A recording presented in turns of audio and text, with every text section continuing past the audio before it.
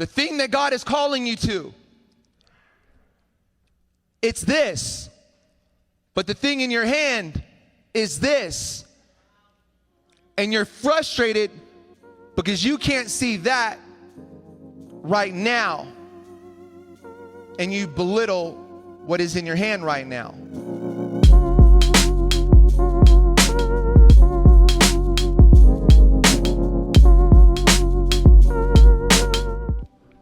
Exodus chapter 3, starting in verse 9, it says this. Look, the cry of the people of Israel has reached me, and I have seen how harshly the Egyptians abused them.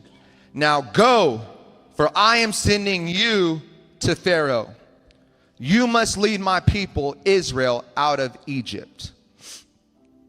But Moses protested to God, who am I to appear before Pharaoh? Who am I to lead the people of Israel out of Egypt? God answered, I will be with you, and this is your sign that I am the one who has sent you. When you have brought the people out of Egypt, you will worship God at this very mountain. But Moses protested, if I go to the people of Israel and tell them the Lord, the God of your ancestors, has sent me to you, they will ask me, what is his name? Then what should I tell them? God replied to Moses, I am who I am. Say this to the people of Israel, I am has sent me to you.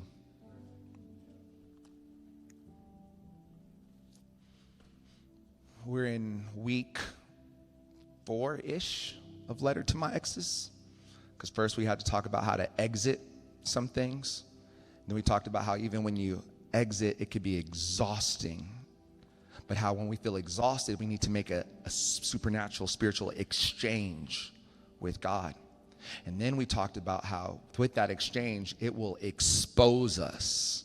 And we have to be willing to expose ourselves. Not so that we can be belittled or feel insignificant or be reminded of our past, but so that God can expound on our story and see the things that we didn't see. And we can recognize that we are not the expert and we still feel inadequate, but we are the exception. Come on. Any exceptions in the room today? Any exceptions watching online? Anybody that says, I am the exception? High five 3 people, say, I am the exception. And take a seat. Let's get to work. Thank you, worship team. I am the exception.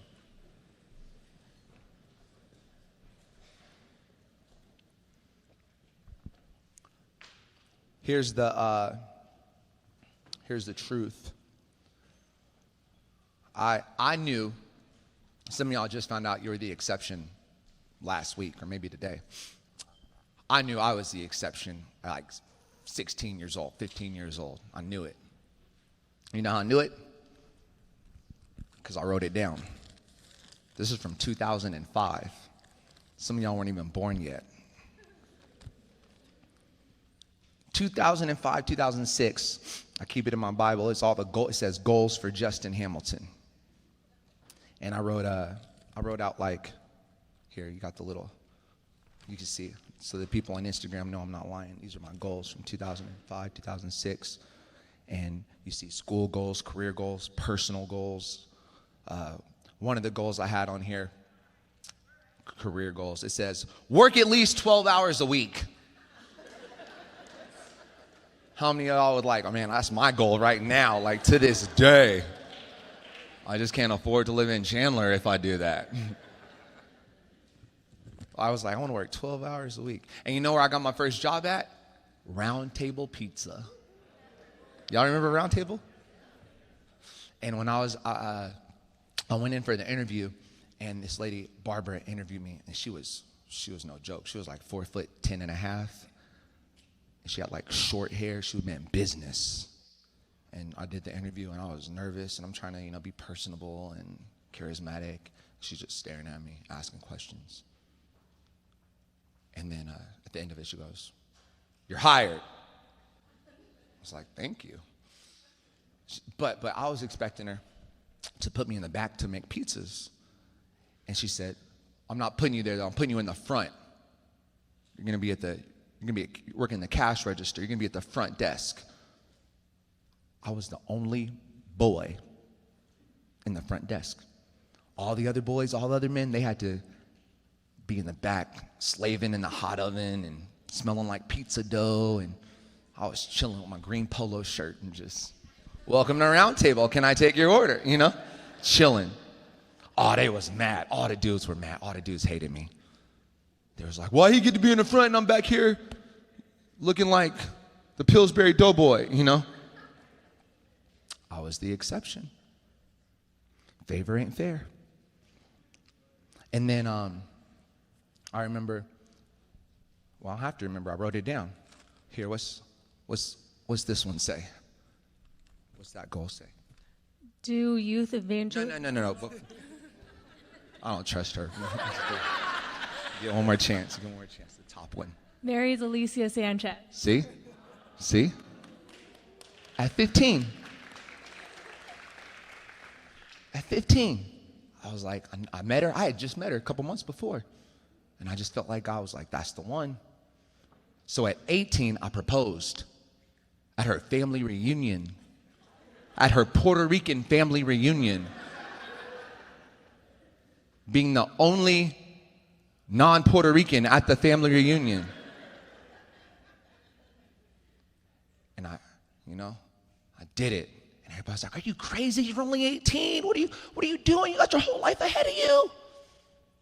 I was like, why not? If I do the math, I either propose to her now. It's not like I'm going to find somebody better. And she might if I don't.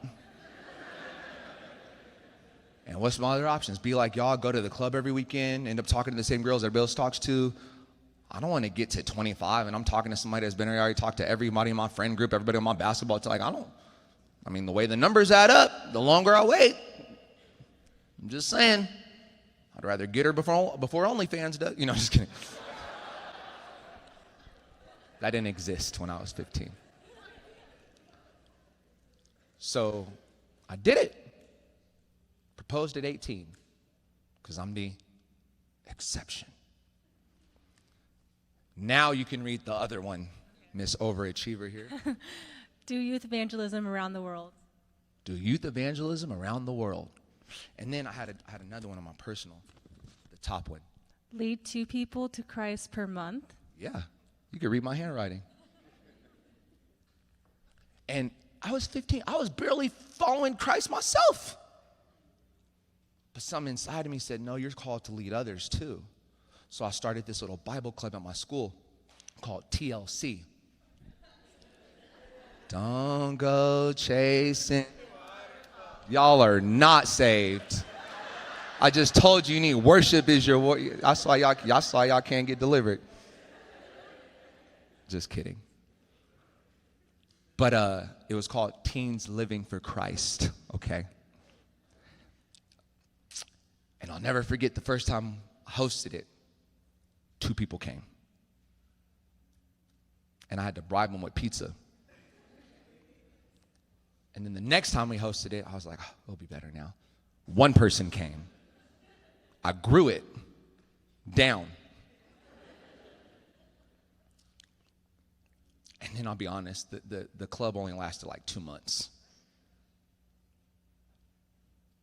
But I didn't realize that even though it was small at that time, and even though it looked insignificant to the outside maybe at that time, if I hadn't started a Bible club at 15, I probably wouldn't have started a church at 33. That's why you shouldn't despise the small beginning. You shouldn't be despising, or the Bible says don't despise small beginnings. Don't look down or put down what God has had you start just because it's not looking like what you hoped it would be. Because maybe all it is supposed to just activate, awaken something inside of you that's going to propel you to what he has for you in the future. And I was thinking about how, doing the goals and the list at 15 that were pretty exceptional, And I didn't see them all happen at the same, a lot of that I couldn't control when it would happen, all those things. But I just felt like it was something that God was asking me to do. And last week, we were talking about how Moses had some things in his life that God exposed that he tried to cover up. Y'all remember? And I said, a lot of you are a lot like Moses because you got some skeletons in your closet that you've been trying to bury. And that's true. But let me tell you something that's also true that I didn't get to say last week, but I want to say it today. You're also like Moses, not because of the negative things that you've done, but you're like Moses because you have a call on your life that God has been calling out to. He's been calling you by name, and he's been inviting you to participate. He's been giving you a divine invitation to do something that is supernatural, that will change your legacy and the legacy of others forever. And anytime you have a divine invitation from God, you really only get two options for how to respond. You can either hear it and take an exit, like, ooh, this is too much. I don't know if I can do all this. I'm going to pass. Or you can execute. That's it. Everybody say exit or execute. That's really the only two options when it comes to answering the call that God has on your life. When it comes to him saying, Robbie, you either say, here I am, or you act like you never heard him in the first place. But the problem is that human beings, we invent a third option. When we don't want to deal with the pressure of executing the will of God, the call of God, our divine purpose from God, when we don't want to deal with the weight of executing that, but we also don't want to deal with the guilt and embarrassment and shame of exiting out something that was divine, and we don't want to feel like we missed out or that we were passing it, we don't exit or we don't execute. We make an excuse. We come up with excuses. And excuses, what are they? They're when I find ways to rationalize or justify why I won't do what God is asking me to do.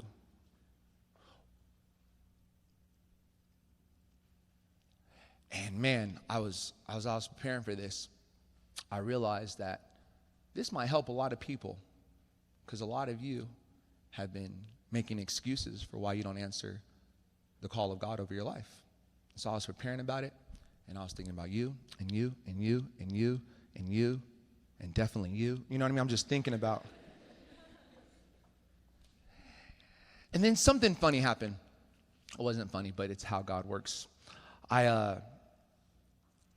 Yesterday I was at this barbecue, and it was some great food, and I had a good time. And then I came home, and my daughter's friend had baked banana muffins, banana nut muffins. Oh, they smelled delicious. And I walked in the house, and I was like, oh my gosh, why didn't you guys tell me you were baking? I wouldn't have ate the lemon cake I just had before I got here. And then my 11-year-old daughter says, why'd you eat cake? I thought you were trying to get your college body back. She's her mother's child. So I had to let her know. First of all, sweetie, Lucifer, whatever. No.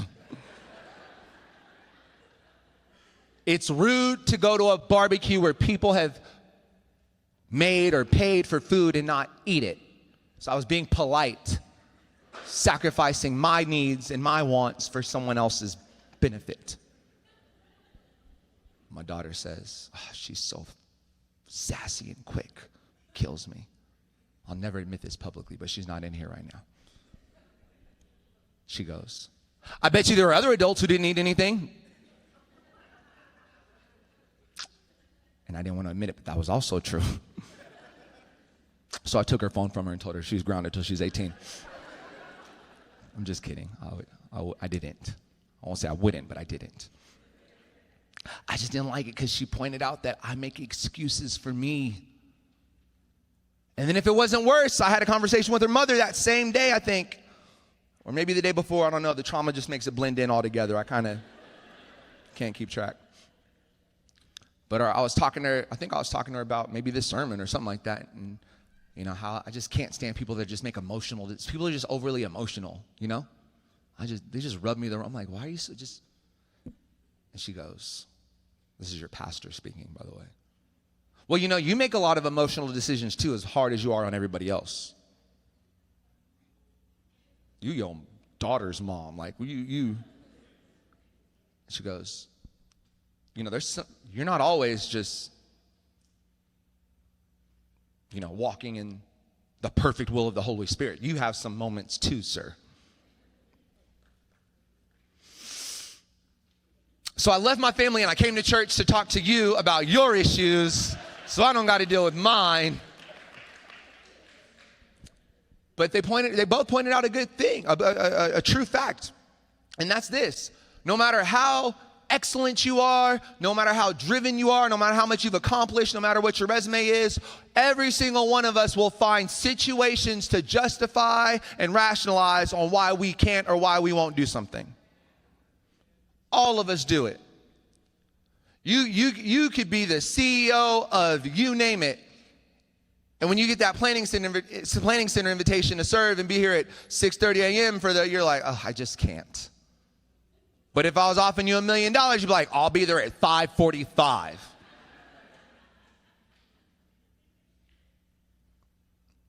Why? Because if it's something we're really passionate about, we will eliminate any excuse to get it done.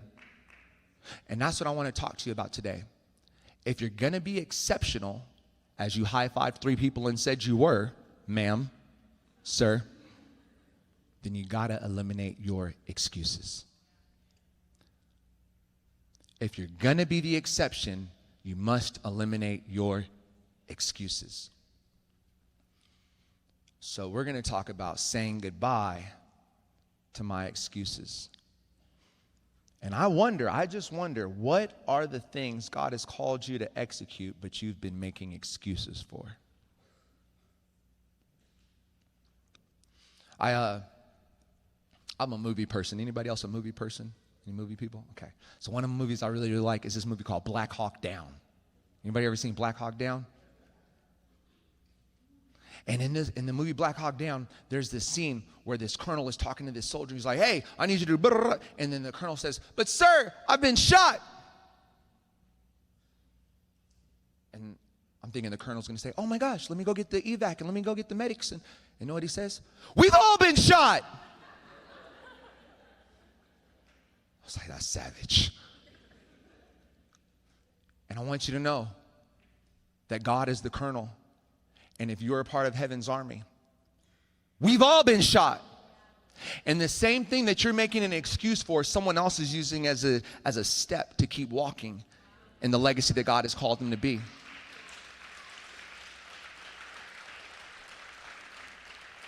And here's some common excuses I hear as a pastor. Essentially, it comes down to this: past traumas, present struggles, or future fears. Most excuses really boil down to 3 things: what's happened to me, what's happening to me, or what might happen to me. But we have a good Father, and He empathizes with us, and He understands. And I want to read to you what Jesus says, because everybody's always like, well, if we were all more like Jesus, or Jesus knows my heart. And I agree. So let's see what Jesus says, Luke chapter 9. Because He knows you've been through some things, and life is hard, and the future is scary. So Luke 9:57 says this: as they were walking along, someone said to Jesus, I will follow you wherever you go. I've learned in the past 10 months, anybody who says that to me, I'm just like, lies.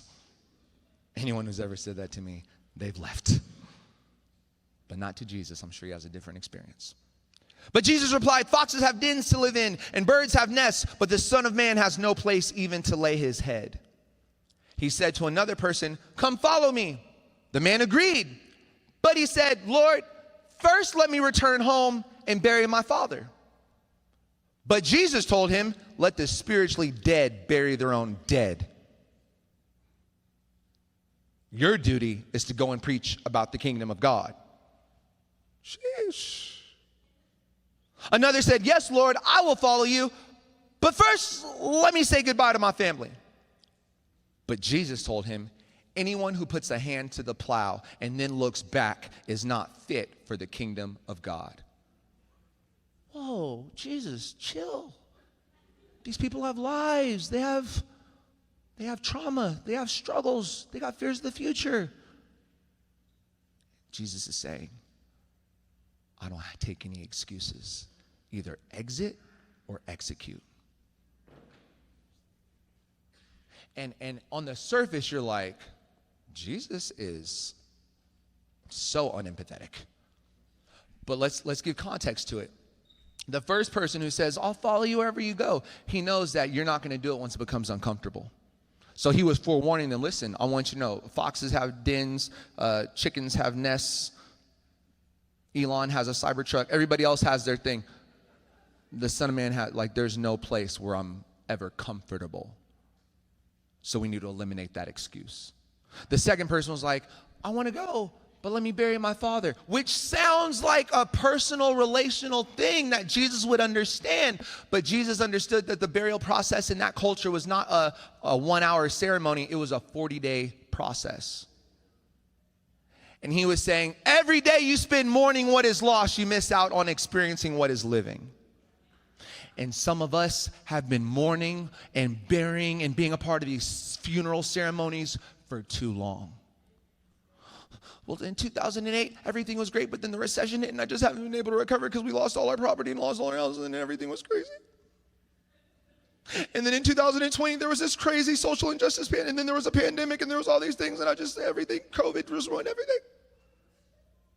And Jesus is like, let the dead bury the dead. Your duty is to preach and build the kingdom of God, which is alive, which is moving, which is active, which is not that it's not empathetic, it's just not enabling. And some of us want to use our past trauma as a crutch for why we're still limping into the future that God has called us to live out. And then he says, but wait, the other guy was like, I just want to say goodbye to my family. I'll go, but just let me say goodbye to my family. And I was like, that one was harsh, God, until I remembered that a lot of you had been saying, I'm going to say goodbye to some people and some things, but every time they text, are you still up? You respond. And every time they have that opportunity, you're going to come hang out? You respond. So everything you said you would say goodbye to, everything you said you were exiting, it's taking a long time to let go. And Jesus is like, I'm done. I'm gone. I'm moving. Is you with it or is you not? But we'd rather lean on our excuses.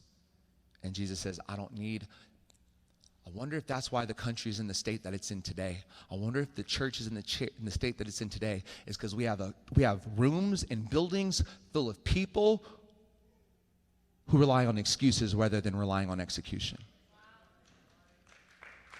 And so we've adopted the culture of the world, which is, it's okay if you can't do it. Every excuse is reasonable. Instead of the culture of the kingdom, which is let the dead bury the dead, say goodbye through text and keep on going. But I have a kingdom. I have a legacy. I have a call that God has asked me to fulfill. And I don't have time to stay here when he's moving me there. I got to eliminate my excuses. So Jesus just sets the ultimate standard for either exiting or executing. But let's go back to Moses. So Moses, he has this encounter with God at the burning bush. And God tells him, I'm sending you. And that was all in chapter 3. But then let's go to chapter 4. Chapter 4, verse 1 says this. But Moses protested again. What if they won't believe me or listen to me? What if they say, the Lord never appeared to you? Then the Lord asked him, what is that in your hand? A shepherd's staff, Moses replied. Throw it down on the ground, the Lord told him. So Moses threw down the staff, and it turned into a snake. And Moses jumped back. I think that the purpose God has for your life, it'll scare you. It'll cause you to jump back. But notice that when God presents Moses this invitation, this opportunity, when he calls his name and tells him where he wants to do with his life, Moses says, but what if they don't believe me? What if it doesn't work out? what if it's not a good idea and everybody hates me and nobody supports me and nobody supports my GoFundMe and nobody invests in my dream and nobody, and what if? And he starts the conversation with, what if?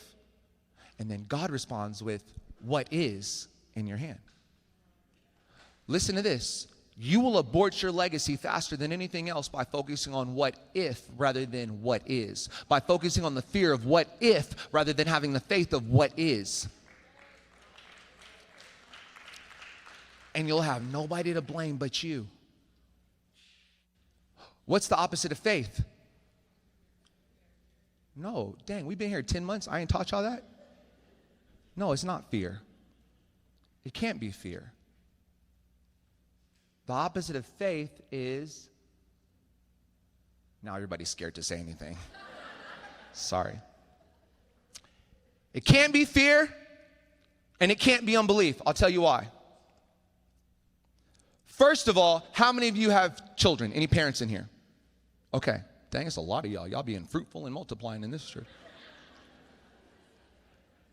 How many of you are confident and positive that every time you send your kid to school, they're going to come home safely? Not a fight, not a scratch, not a school shooter. How many of you are positive every time you go, nothing bad's going to happen? 3 of us. Wow. Well, I wish I was like you because I'm not. Because I have no control over that outcome. But how many of you still send your kids to school every single day? All of us. Okay, because you're like, I don't want to deal with them for it. Okay. Except the homeschool parents who think they're better than everybody. I'm just kidding. You really are. Here's what I mean by this. There's plenty of things that we do every single day that if we're honest, we have fears about, but we still have to have enough faith to do it in spite of our fears. I don't know about you, but as much faith as I have, if I hear in the news that there was a school shooting, I get prayerful and nervous. Like, I pray that never happens at my kid's school.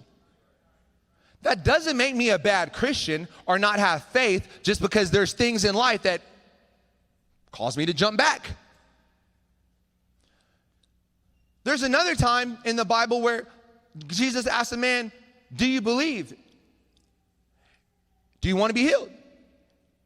And the man responds, yes, I believe, but help my unbelief. Meaning that it is possible to have faith and doubt simultaneously. Peter was walking on water. He starts to sink. He sees the winds and the waves. Jesus says, oh, you have little faith. Why did you doubt? Oh, you have little faith. Not no faith, because it took faith. How many of y'all walked on water? Exactly. So Peter got more faith than all of y'all, but he still got afraid. He still had doubts, and it was still okay. Because he still did something supernatural that no one else since has repeated. Meaning that even the things that might make you afraid, even the things that you have doubt on, that doesn't negate your faith. Matter of fact, the opposite of faith is not fear, in my opinion. It is not unbelief, in my opinion. It is certainty. Because if I'm certain of an outcome, I don't need faith to believe for it. If I already know how this is going to pan out, why would I need faith? I already know. If I were to play any of you one-on-one in basketball, I don't need faith to beat you. I'm him. I'm a walking bucket. You can't guard me. I'm not praying, God, help me and deliver this victory. Nah, like, Jesus, hold my beer. Watch this. You know, I'm just kidding. I'm just kidding. I don't even drink beer. I'm just kidding. Hold my communion, you know. But here's the reality of the situation. If someone were to ask you, are you a person of faith? You would say, absolutely. I go to Legacy Church. But then if they were to examine your life, there's nothing in your life that requires faith. Everything is things you can control. That is the contradiction. Not whether you do things afraid, not whether you have certain doubts, but you persevere through them anyway, whether or not you actually relinquish control and do things that actually require you to let and admit and let go and say, I don't know how this is going to end, but here I am.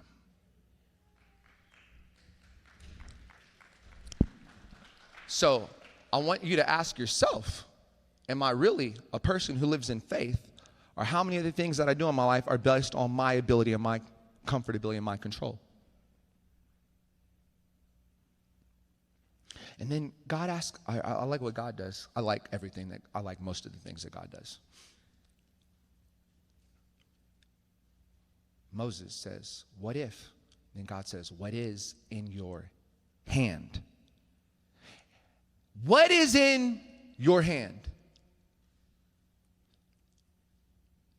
Bishop T.D. Jakes has this brilliant analogy and statement. He says, first of all, what is this? It's a table, safe. It's a table, yes. So T.D. Jakes says, God doesn't make tables. He makes trees. He doesn't make tables. God makes trees.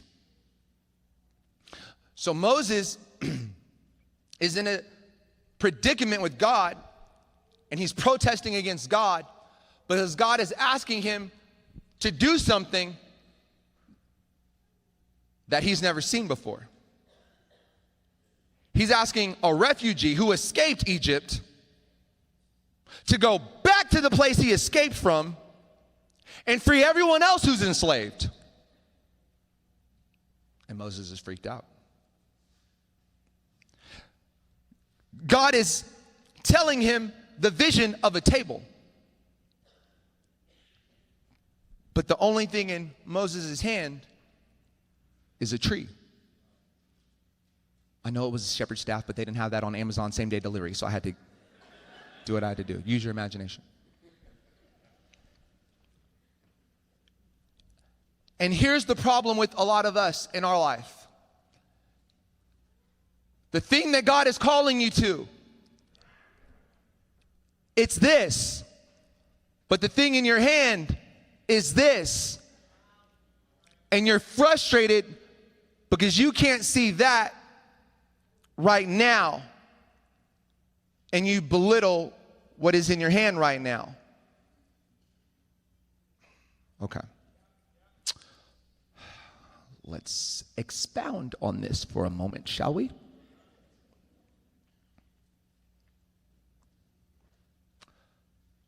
God, give me a husband. Trigger warning. I'm going to start saying that first. God's like, bet, I got you. And in your vision of a husband, this is what you see. 6'5", 6 figures income, a thug and empathetic at the same time. You see a table. This is who proposes.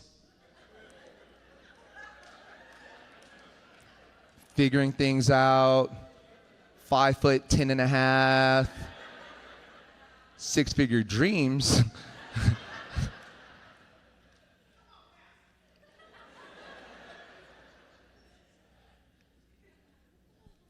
And we could vice versa the roles. God, give me a woman. And in your mind, natural Brazilian bodied, listens, cooks, cleans, lets you play Call of Duty and Spider-Man all day. Has her own fantasy football team. You know what I mean? Like, so we want a table, but we get a tree. And then here's the sad thing, is we get so frustrated that God gave us a tree when we were expecting a table. I'm talking to y'all because you just proposed last Sunday, and now everybody was all, oh my gosh, you're getting married. And I just want to, this is free marriage counseling. Normally I charge for this, but I'm going to give it to you for free right now because I love you and I believe in you. And here's what's really crazy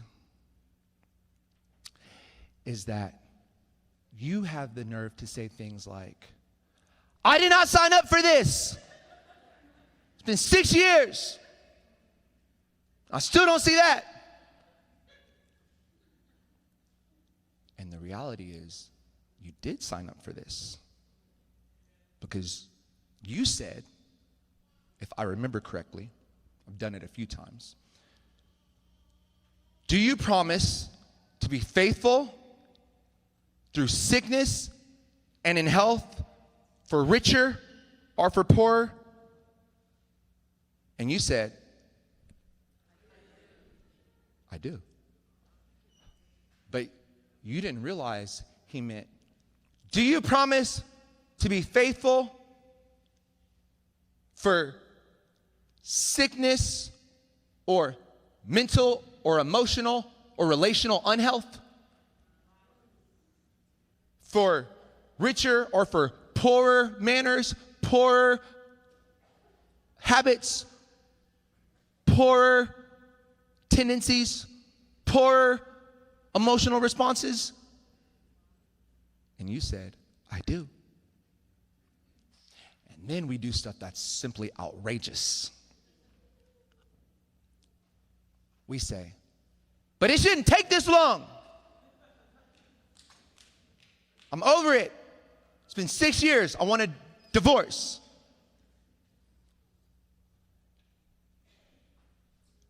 And you didn't realize that the thing you said I do to was a tree that needed to be built, and that you needed to learn how to refine and sand the wood.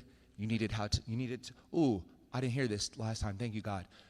You needed to learn how to pressure treat, how to treat your spouse under pressure, how to treat your kids under pressure, how to treat your situation under pressure. You need pressure treated wood to build the life and the legacy that God has for you.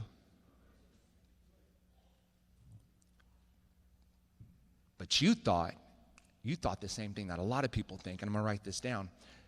I want you to write this down. You thought that since I was the exception, I would be exempt.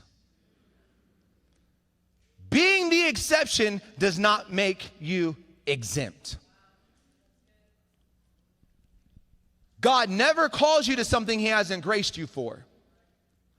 The problem is that the process rarely matches up with the finished picture, which I think is ironic. We just had this thing happen recently. I don't know if you guys saw this on social media. There was this list of places that women wouldn't go to on first dates. Did y'all see that thing? Did y'all see that list? It was exhaustive. Here's what I'm not saying. I'm not saying you shouldn't have goals. I'm not saying you shouldn't have a list of things that you desire for your life. I'm saying make sure the list of what you don't want isn't longer than the list of what you do have. Let me make it more clear. You want and expect and are praying for a table, not realizing that you yourself are just a tree. And you want Michael B. Jordan to show up and to treat you and dine you, and you don't realize that Michael B. Jordan is expecting J-Lo for himself. And if you don't have the work ethic and I'm just saying, and you want Miss Kim Kardashian to come into your DMs or respond after you harass all 5 of them that you've seen, you know what I mean? And you don't realize that you yourself, sir, are still and I know that sounds very surface, and I wanted it to be surface because it's really to paint a deeper issue.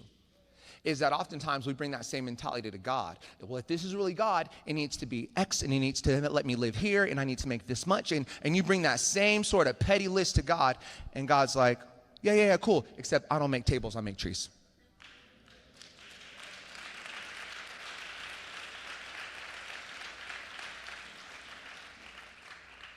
And so you need to be more committed to God creating me a clean heart. God, what are you trying to do with me? Notice everything on my list was not for who someone else would be, it was who I would be. Who do I need to become to be able? Because honestly, if God gave you a table right now, you would ruin it. You would ruin it. Because you wouldn't value it. You wouldn't be prepared for it. Because you've never built anything to the level that you desire to receive. You wouldn't start the little Bible club for 2 people to show up. You just wanted to start a church and have thousands show up. You would never serve someone else's dream. You just want everybody to be there for yours. I'm getting out of here. It's getting too quiet. Y'all not encouraging enough about this. I want to say this, though. You can't expect for God to use your life for his glory without dying to yours. What does that mean? It means that, write this down, you can't expect supernatural results while excusing yourself from supernatural habits. Someone asked me, what's been the biggest surprise since we started Legacy? And I told them, I didn't know how much I needed to pray. I knew I was going to I knew I needed to pray, but I didn't know I needed to pray. I didn't realize how many people would be dealing with demonic oppression in their family that they needed deliverance from and prayer for. I didn't realize how many people would lose their jobs within the first couple months of us starting the church. I didn't realize how many marriages would be on the rocks, and then they get to a good place, and then they're on the rocks again. I didn't realize the level that if I was going to do something supernatural for the kingdom of God, I needed to develop supernatural habits. And I'm not exempt. It's the same thing for you. The thing that God has placed inside of you, it is not going to come with you treating him as an option. It is not going to come with you treating prayer or being in his word or being in his house as an option when it actually needs to be the foundation of everything else that you're building on. Because the weight of what God is calling you to will crush you. It will crush you. I'm telling you, it will. How are you going to lead a business and have hundreds of employees when you don't lead yourself consistently? How? How are you going to, if God's calling you to bring healing and to be a change agent in your family, you realize your family is not finished table products. They a pile of sticks with issues and insecurities and like all these things. And if you don't know how to respond to the pressure and still treat them the way that God is asking you to, it will crush you and you'll give up. And so if you're believing for something supernatural, then you better believe you can't excuse yourself from supernatural habits. Exodus chapter 4. Worship team, come on out. Exodus chapter 4. I'm going to go to verse 10. But Moses pleaded with the Lord, "Oh Lord, I'm not very good with words. I never have been, and I'm not now. Even though you have spoken to me, I get tongue-tied, and my words get tangled." Then the Lord asked Moses, "Who makes a person's mouth? Who decides whether people speak or do not speak, hear or do not hear, see or do not see? Is it not I, the Lord? Now go, I will be with you as I speak, and I will instruct you in what to say." But Moses pleaded, "Lord, please, just send anyone else." He didn't understand the assignment. It intimidated him. And when you don't understand the assignment, you will excuse your way out of experiencing a miracle. Moses had 5 excuses through those scriptures that we just covered. First, he said, "I'm inadequate." Then he said, I'm irrelevant. Then he said, "I'm illegitimate." Then he said, "I'm inarticulate." And finally, he just said, "I'm incompetent. Like, just send anybody else." And all of it was really a reflection of his insecurities. And this is what I found. We typically judge people who are prideful, like obviously prideful, you know? Like no one wants to hang around that guy. And then we have sympathy for people who are insecure. Like, they just need to be encouraged. But here's what God showed me. They're the same. It's both pride. Because think about it. One is focused on what I can do on my own. The other is focused on what I can't do on my own. Both of them are focused on their inner security of I. It's about me, how I feel, what I can do. It's about what I'm not. It's pride.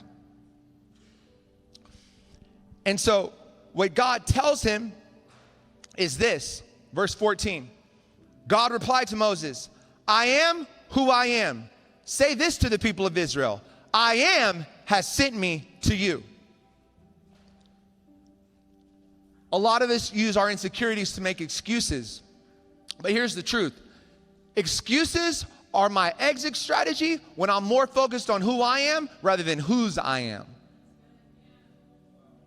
That's why we use excuses, because it's all built around me, what I can or can't do, how I feel, and we negate him. Moses didn't send himself, God sent him. So Moses' refusal was really an insult to God. He's saying, God, no, you're wrong. I'm right. That's pride. God didn't make a mistake when he placed you in your family. God didn't make a mistake when he gave you your kids. God didn't make a mistake when you said I do. God didn't make a mistake. You might have made some mistakes. God didn't. God didn't make a mistake when he made you. But your pride will convince you to believe that he did and that you're right. And you'll try to mask it in insecurity. You'll try to mask it in excuses. And really, it's just an opportunity and a justification of why you're exiting what he has called you to execute. Here's what I found out. Not having enough time is often based on my priorities. Not having enough money is often based on my provision source. It's me, not him. Not having enough influence is often based on my pride. Not having enough anything is often based on my perspective. But here's the truth. If it exceeds your availability, your comfortability, and your own ability, then it's probably God. Because if you're really the exception, then it has to exceed you. It has to be bigger than you. And the moment it's bigger than what you can do or who you are, that's when the Bible says that God himself says, my grace is sufficient. My power works best in your weakness.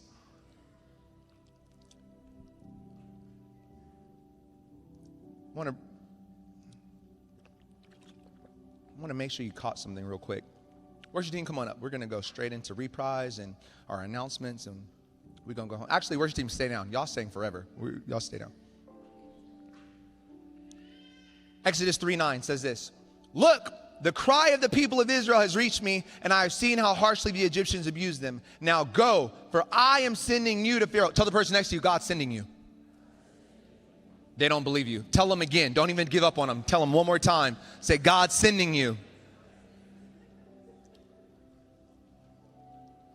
Listen to this. I am sending you to Pharaoh. You must lead my people Israel out of Egypt. And here's the truth I need you to know. God is sending you, not him, not them. He's sending you. And if you don't step up, if you don't execute the call of God that is on your life, no one else is coming. No one else. Think about it biblically. Every other 2-year-old boy of the Hebrew community and culture had been murdered by Pharaoh. Moses was the only one that we know that was left. Every other Hebrew man was already in slavery. Moses was the only one that was free. So if Moses exits or makes excuses for why he can't do what God placed him to do, no one else is coming. If you keep avoiding what God has called you to do in your family, in your church, in your city, no one else is coming.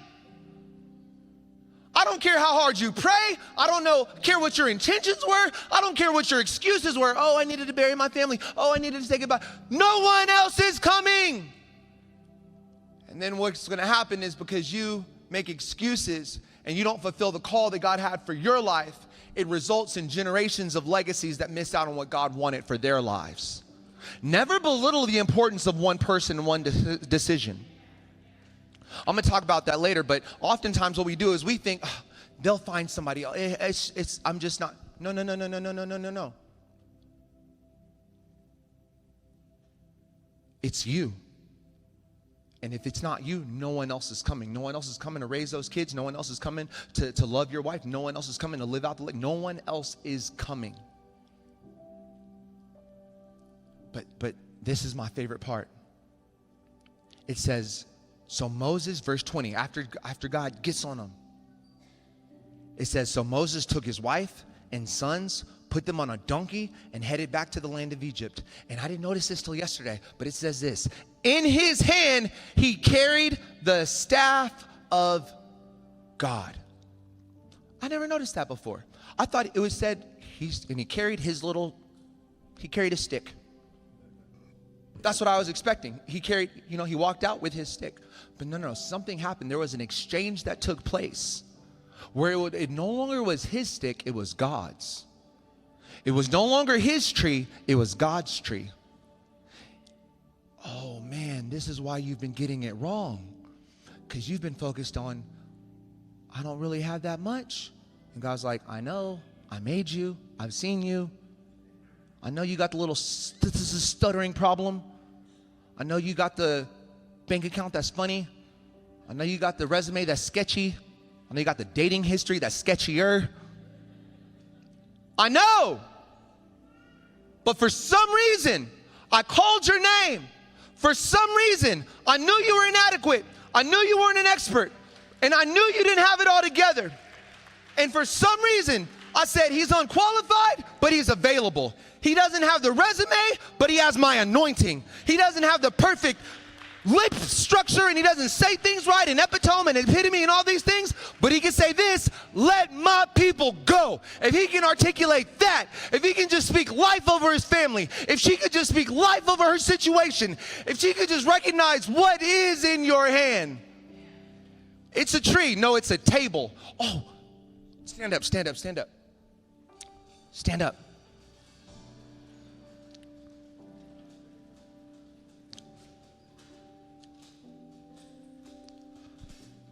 I'll give you one last verse, then I'm out. I'm out. Hebrews 11:23.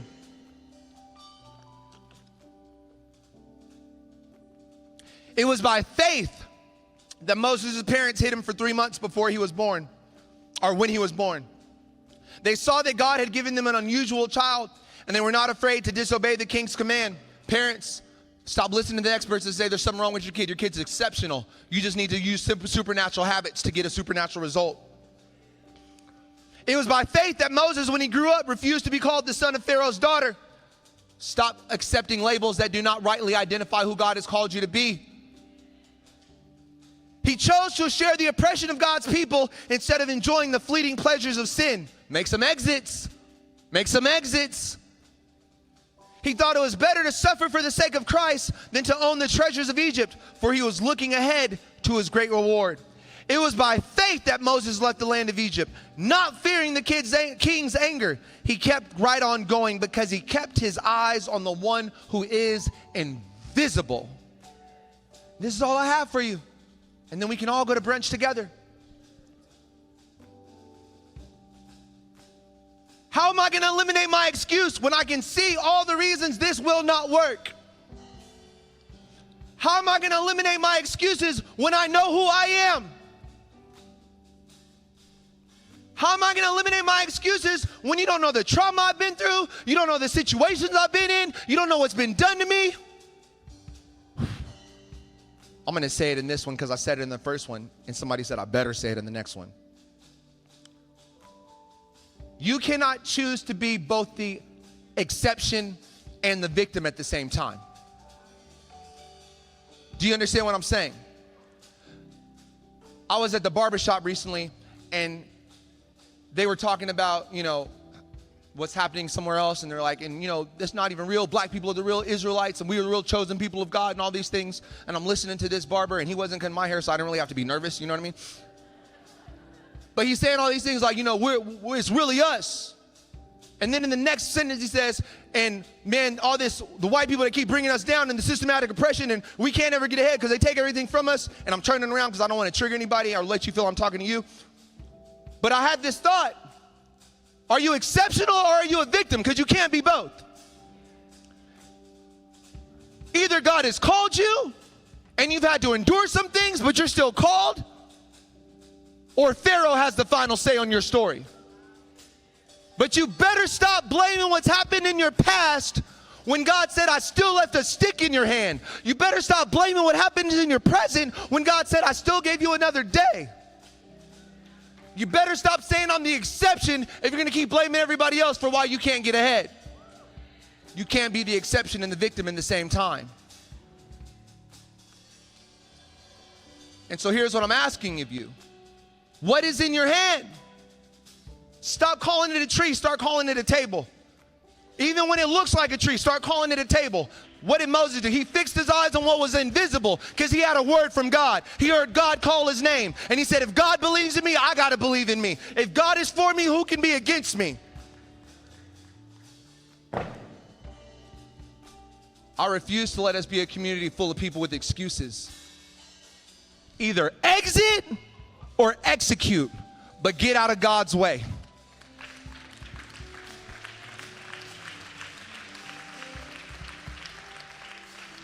And my favorite part about that last verse of Exodus chapter 4 was it said it was God's staff, the staff of God. It's not your life. It's not your story. It's not your tree. It's his. And if it's his and he has the final say on it, he can work all things together for your good. Welcome, Legacy family. We're so glad you could join us today. Like, comment, and subscribe. Let us know where you're watching from. Now go out and love, live, and lead like Jesus.